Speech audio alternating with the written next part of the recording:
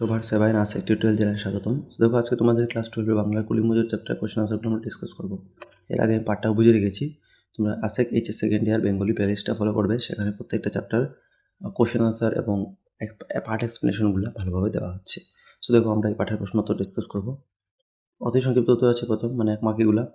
তো বাবু সাহেব কাদের রেল থেকে ঠেলে ফেলে দিয়েছিলেন? তো বাবু সাহেব একজন কুলিকে রেল থেকে ঠেলে ফেলে দিয়েছিলেন। মানে কাদের, মানে ওই কুলিদের, ঠিক আছে, রেল থেকে ঠেলে ফেলে দিয়েছিলেন। কুলি মজুর কবিতাটি কোন কাব্যগ্রন্থের অন্তর্গত? তো এটা সর্বহারা কাব্যগ্রন্থের অন্তর্গত। শকর শব্দের অর্থ কি? শকর শব্দের অর্থ হবে গাড়ি। কাজী নজরুল ইসলাম কোন পত্রিকার সম্পাদক ছিলেন? ধূমকেতু পত্রিকার সম্পাদক ছিলেন। কবিতায় উল্লেখিত শ্রমজীবী মানুষের 3টা জীবিকার উল্লেখ করো। এটা হবে মজুর, মুটে ও কুলি। সংক্ষিপ্ত প্রশ্ন, এগুলো 2-3 নম্বরে থাকবে। তো কবির মতে কাদের হাড় দিয়ে কোন যান চলে? তো কবির মতে শ্রমিকদের কঠোর পরিশ্রম ও আত্মত্যাগের প্রতীক হিসাবে দধিচিদের হাড় দিয়ে মানে হাড্ডি দিয়ে বাষ্প সংকটনা রেলগাড়ি চলে। অর্থাৎ শ্রমিকদের শ্রমের ওপরই সভ্যতার অগ্রগতি নির্ভরশীল। এরপরে পাহাড় ভাঙার জন্য কোন কোন হাতিয়ার ব্যবহারের কথা বলা হয়েছে? এটা হবে হাতুড়ি, শাবল ও গাইতি ব্যবহারের কথা বলা হয়েছে। গাইতি ব্যবহারের কথা। এরপরে গাহি তাহাদেরই গান, কবি কাদের জয়গান করেছেন এবং কেন?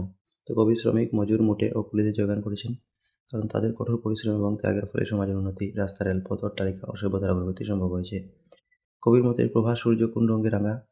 কবির মতে প্রভাস সূর্য লাল রঙে রাঙা। এই লাল রং শ্রমজীবী মানুষের রং, রক্ত, সংগ্রাম ও নতুন যুগের প্রতীক। এরপরে মহামানবের উত্থানে কে হাসছেন এবং আর কে কাঁপবে? মহামানবের উত্থানে ভগবান হাসছেন এবং শয়তান কাঁপছে। এরপর দেখো বড় প্রশ্ন, 4 থেকে 5 মার্কের, এগুলো পড়বে। তো কলিমজুর কবিতায় কবি দধিচিমনির সঙ্গে কাদের তুলনা করেছেন এবং কেন? দেখো কলিমজুর কবিতায় কবি শ্রমিক, মজুর ও কুলিদের সঙ্গে দধিচিমনি তুলনা করেছেন। পুরাণ অনুযায়ী দধিচিমনি দেবতাদের কল্যাণের জন্য নিজের অস্থি দান করেছিলেন, মানে হাড্ডি। তেমনি শ্রমিকরাও নিজেদের রক্ত, ঘাম, পরিশ্রম এবং জীবন উৎসর্গ করে সমাজের উন্নতি ঘটায়।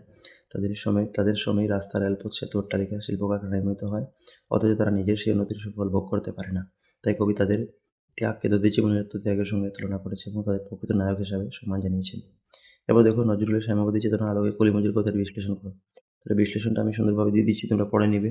ঠিক আছে, এখনও সব পড়ছি না, কোনো অসুবিধা থাকলে তোমরা বলতে পারো। দেখো এরপর একটা সর্বসংখ্য ব্যাখ্যাও আছে, নিচেরটা তোমার ব্যাখ্যাটা আমি ভালোভাবে লিখে দিয়েছি, তোমরা স্ক্রিনশট নিয়ে নিবে। আর এইটা লাস্টের একটা ব্যাখ্যা। ঠিক আছে, এতটাই প্রশ্ন ছিল এই পাঠে। Thank you for watching.